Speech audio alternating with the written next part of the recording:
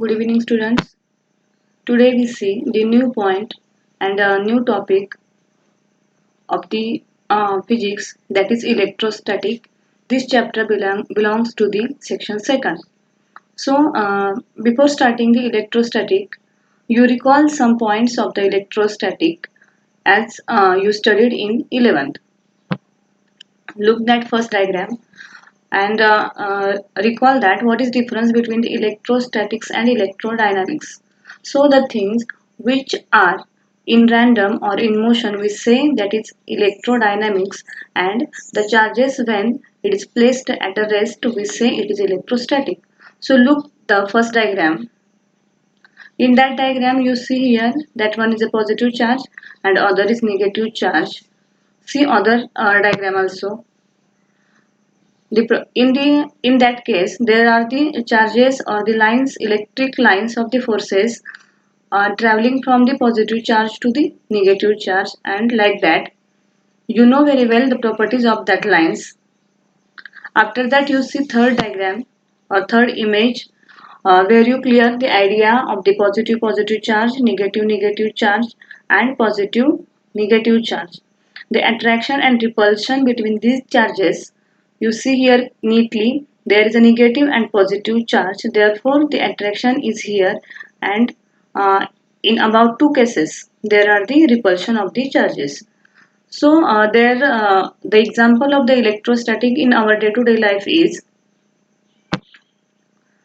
it is simple example of the small pieces of paper and the comb. You also find out in your daily life that example. Other is very interested example of the pet animal, that is for cat. Look that diagram. These are the pieces of the thermocols. You look that are the small pieces or small pieces of paper. That means newspaper or any other paper also. They are stick to the body of that or fur of that cat. म्हणजे हे जे सगळे examples आहेत याच्यामध्ये आपण पहिल्यांदा इथं काय पाहिलेलं आहे, तर इथं दोन चार्जेस आहेत which are at rest position. हे रेस्ट पोझिशनला आहेत म्हणूनच आपण त्याला इलेक्ट्रोस्टॅटिक असं म्हणतो. आणि त्याच्यानंतर इथं पॉझिटिव्ह निगेटिव्ह चार्ज आहेत, त्याच्यामध्ये जे लाईन्स दिलेले आहेत त्याचं आपण इथं काय बघितलेलं आहे, तर इथं कुठल्याही दोन लाईन्स इथं एकमेकांना टच झालेल्या नाहीयेत, किंवा त्याचबरोबर काय झालं इथं, तर स्टार्टिंग म्हणजे स्टार्ट आणि एंड पॉइंट कुठं आहे तो इथं व्यवस्थित पहा. After that here also we see the differences between the same like and unlike charges. इथं आपण लाईक चार्ज म्हणजे सेम चार्ज आणि ऑपोजिट चार्ज मधला डिफरन्स पाहिलेला आहे. After that here one of the example, म्हणजे इथं आपण ती एक्झाम्पल्स बघतोय की जी रिलेटेड असतील आपल्या इलेक्ट्रोस्टॅटिक्सशी. आणि हे जे एक्झाम्पल आहे हे सुद्धा तुम्ही तुमच्या घरी जर समजा कॅट असेल, मांजर असेल, तर त्याच्यासोबत तुम्ही हे एक्झाम्पल ट्राय करून बघू शकता. It give best result in the winter season. Okay, after that we see the introductory part of the electrostatic or some definitions for the electrostatic. So here in electrostatic there is a electrostatic force and electrostatic field. First here, these are also some examples which you studied in the previous standards. Here, when a glass rod is rubbed with a silk or an ebonite rod is rubbed with flannel, this acquires a power to attract light bodies such as small pieces of paper. The agency which gives this attraction power is called as electricity. And the bodies which acquire this power are said to be electric field or the charged, that is positive negative charge. Only two charges are present, and we see the all properties related to that charges.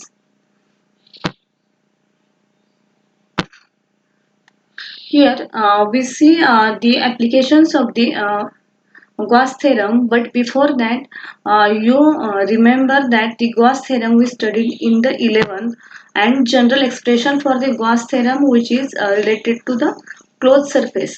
हे आपण जे second सेमिस्टरमध्ये पाहिलेलं आहे electrostatic chapter 11वी मध्ये, त्या ठिकाणी आपण एक गॉस थेरम हा पाहिलेला आहे की जिथं जो एरिया आहे तो क्लोज्ड सरफेस असतो आणि इंटिग्रेशनचं जे साइन आपण रेग्युलर यूज करतो त्याच्यामध्ये आपण इथं फक्त हा जो पाथ आहे इथं सर्कल दाखवतो. याचा अर्थ काय, तर इथं आपण क्लोज इंटिग्रेशन म्हणजे तो पाथ जो आहे तो क्लोज आहे असं इथं दाखवत असतो. सो त्या ठिकाणी गॉस लॉ जो आहे mathematically we can return as phi is equal to Q divided by epsilon 0.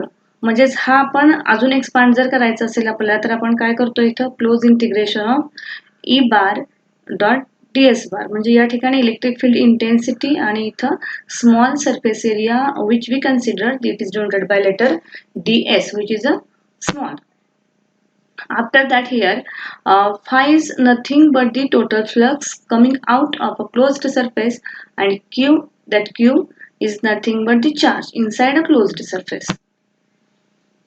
After that we see the second point in that chapter, that is 8.2 application of the Gauss law.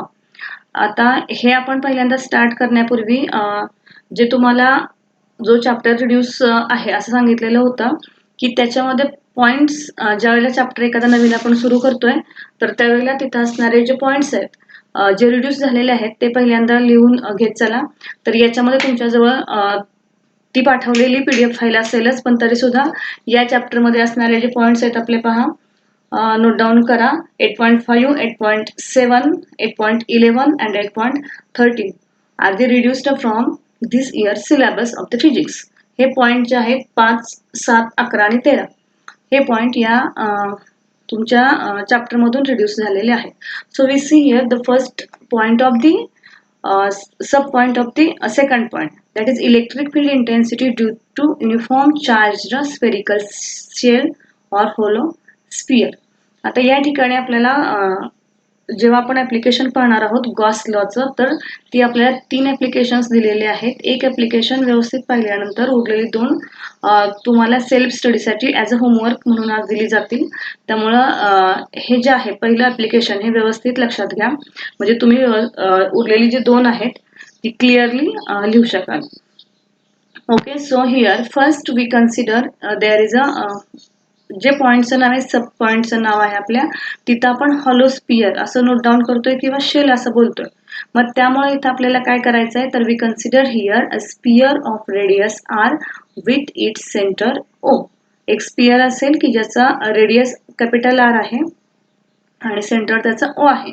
So here charge that sphere is charge to a uniform charge density.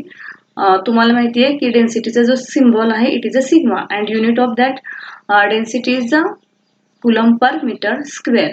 So it is placed in a dielectric medium of permittivity epsilon. Dielectric medium आहे, permittivity त्याची दिलेली आहे epsilon. Again here you see that diagram first.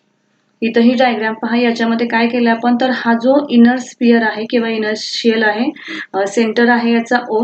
Diagram मध्ये व्यवस्थित दिसत नाही पण हा सेंटर तुम्ही जेव्हा नोटबुक मध्ये काढाल तेव्हा इथं सिम्बॉल लिहून घ्या. It is a O. ही जी रेडियस दाखवलेली आहे that radius is R.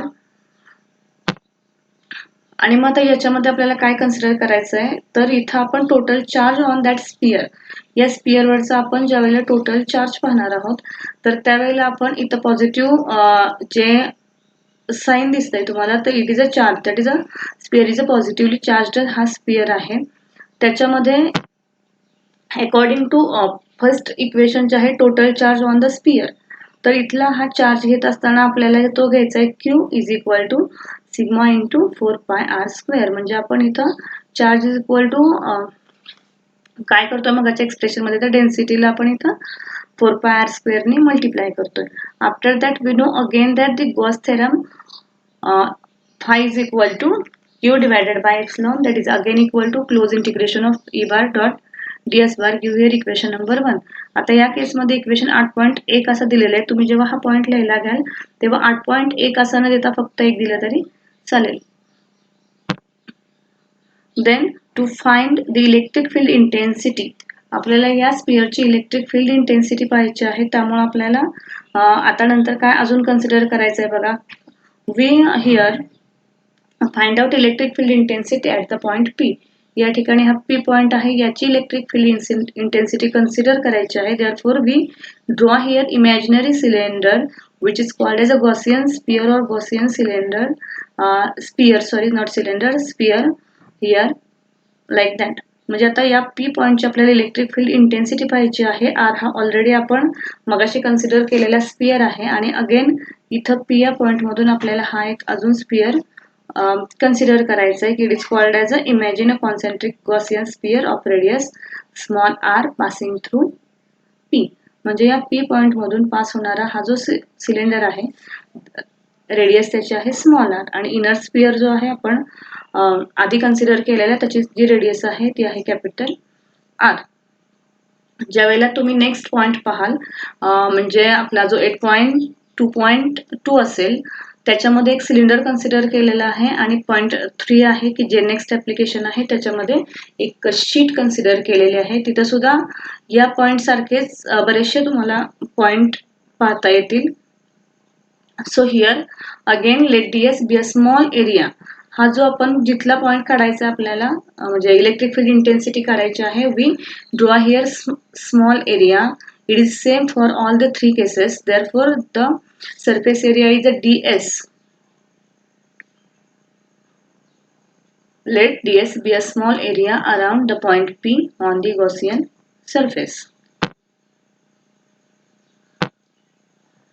Then for finding the expression of that point, E bar dot ds bar is equal to E ds cos theta is equal to E ds.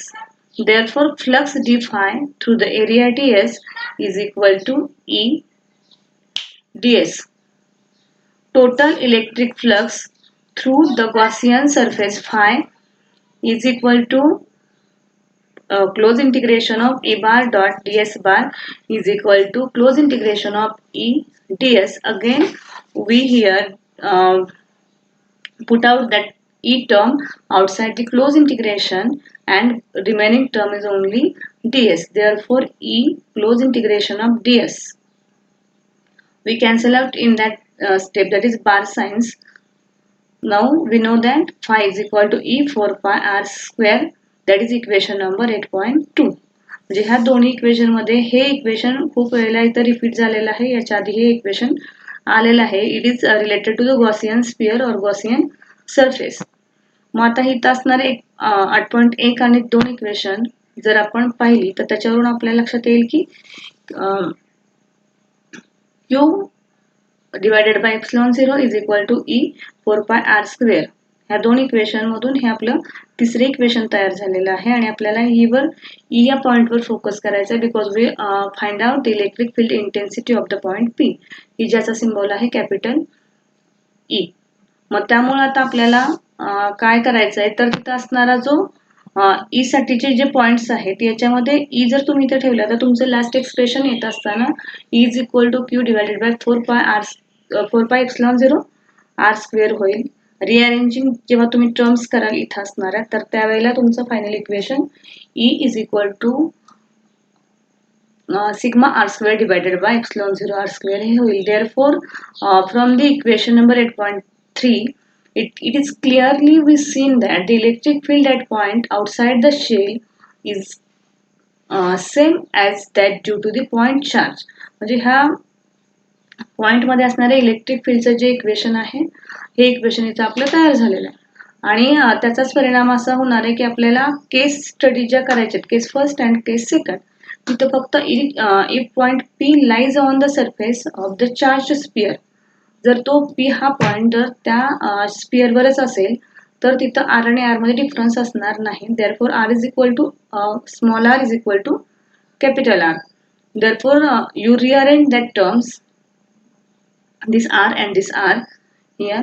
Q E is equal to Q 4 pi epsilon 0 r square is equal to only sigma divided by epsilon 0. आणि केस जी second आहे त्याच्यामध्ये आपल्याला जर असं असेल की P lies inside the sphere जे P हा जर त्या स्पियरच्या आतमध्ये असेल तर there are no charges inside. Therefore sigma is equal to 0 कारण आतमध्ये चार्ज असणार नाही त्यामुळे E is equal to 0. In this way, this first application of the Gauss law is clear here.